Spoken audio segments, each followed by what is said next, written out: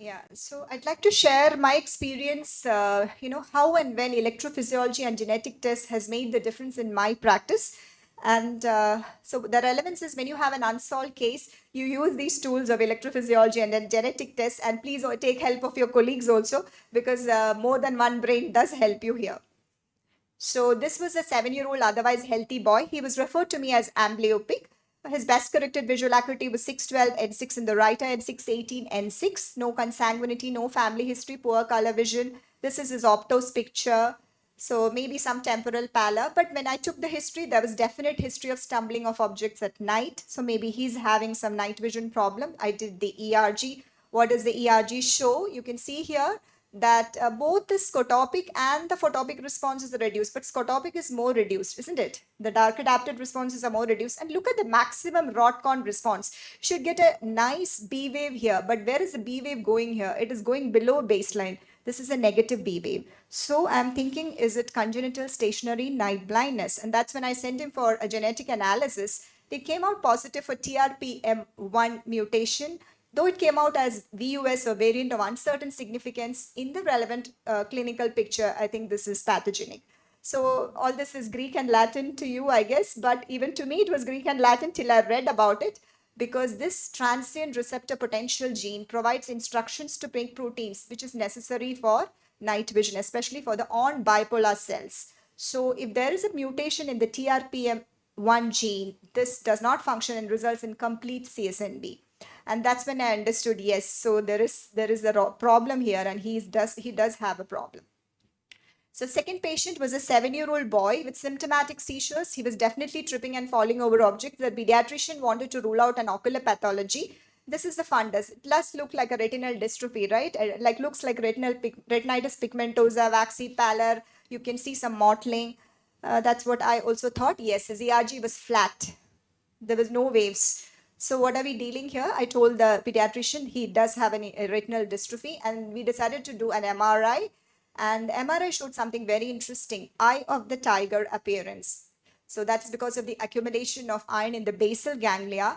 And this, the pediatrician immediately recognized as a case of PANK2 mutation, an error in pantothenate metabolism producing this condition, previously known as Hallerton-Spatz syndrome or a pantothenate kinase deficiency. It was confirmed with the genetic test because of the accumulation of harmful metabolites in the brain and the retina. He was having problems of seizures and night vision.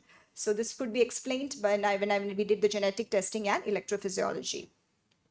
The third patient was referred as degenerative myopia with bilateral pale disc. 13-year-old boy has developmental disability, high myopia, vision not improving beyond 6 by 60, poor color vision, but no manifest squint, pale disc, defective vision in both light and in dim light and dark. He had problems. This is his ERG.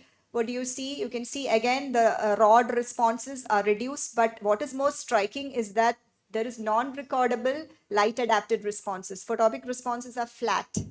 So what is he having? So that's when I saw him. He was having polydactyly. So I was thinking, is this kind of syndromic retinal dystrophy?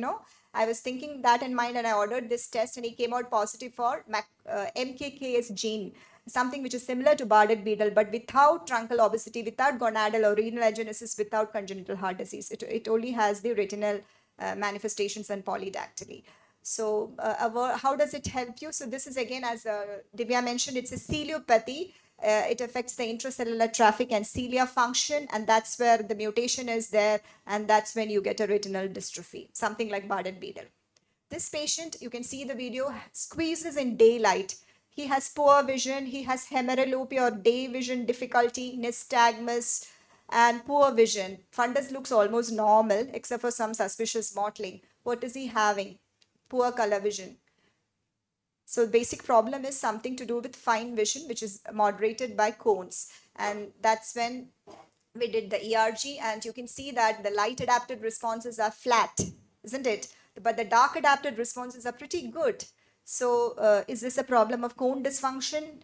That's when we did the genetic testing and came out strongly positive for homozygous achromatopsia, CNG-A3 gene positive. So you'll be wondering, how is the CNG? You've heard about the CNG gene, which is important in phototransduction, isn't it?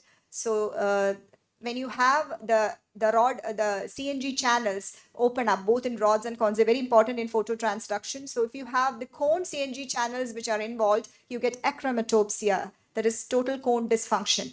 Okay, and when you have the road channels affected, you get retinitis pigmentosa. So this here it was in the cones, and that explained the condition. So my last case is this, a very interesting case, a 13-year-old boy who came to us for a second opinion for subnormal vision. He was wearing glasses for the last 9 years, otherwise healthy, but there was second degree parental consanguinity. So this is how his anterior segment of both eyes were. When I saw him a few years back, he had shallow ACs and some peripheral anterior synecdoche with iris atrophy. When we dilated, I was in for a surprise. He was microspherophakia. So, and this were pale, looked like locomotives cupping to us. So axial length was evaluated normal. So this was lenticular myopia due to the globular lens. So this here was our patient, high myopia, microspherophakia, shallow AC, iris atrophy, high IOPs were also on the higher side, glaucomatous cupping. What are we dealing with?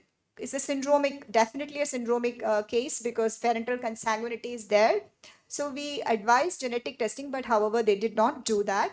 They came back to us and we started him on AGM, and YAC-PA was done in both eyes. IOP was kept on normal with follow-up and AGM, and he was on regular follow-up till he came back to us in July 2025 with sudden drop of vision in the left eye and pain. No history of trauma, 6.6 in the right eye, but CF 3 meters in the left eye. IOP recorded by optometrist was normal.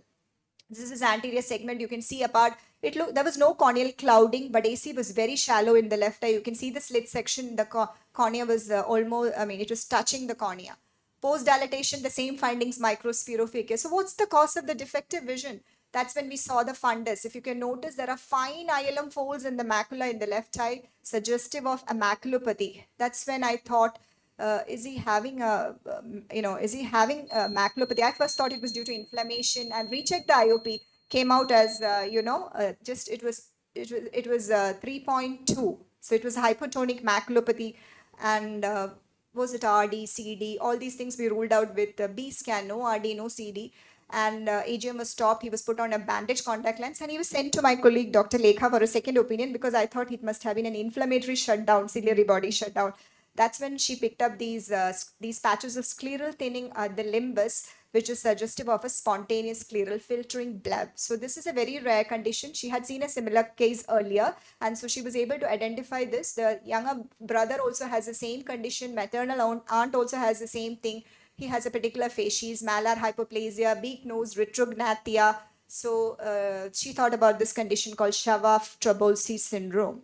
And that's when we sent him for further systemic evaluation. He had cardiac parameters positive, diaphragmatic hernia, and he came out positive for ASPH gene, which is coding for Trabulsi syndrome, mutation in the ASP gene. So it's a very rare syndrome, but remember that all subluxated microspherophakic high myopes are not Marfan's. They could be having this phenotype. So that was a big eye opener. Thank you very much. So